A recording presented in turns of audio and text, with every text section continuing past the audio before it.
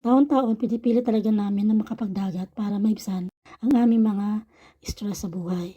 At sabi nga nila, at totoo naman talagang magastos dahil hindi ka lang naman pupunta doon para maligo. Siyempre, sa tulad namin malayo sa karagatan, kailangan namin paglaanan ng pamasahe dahil wala man akong kasariling sasakyan.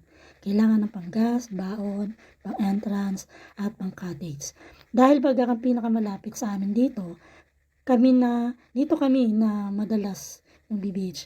Bukod sa malinis, kabisado na namin ang lugar at minsan may mga kakilala kami nakikita doon at nakakamura kami sa pang-cottage.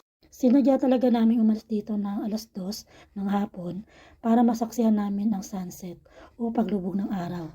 Ang ganda kasi ng view doon pag sunset at sakto low tide pa kaya nakatawid kami diyan sa may batuhan para manguha sana ng may ulam. Kaso hindi pala ganun kadali maghanap ng isda kaya picture na lang ang ginawa namin. Overnight nga pala kami ang ginawa namin at nagkatis na lang kami para maging komportable ang mga bata ang kasama namin.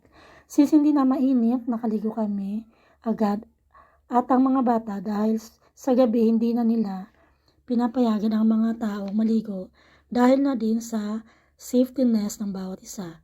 Kaya kinabukasan na ulit kami naligo.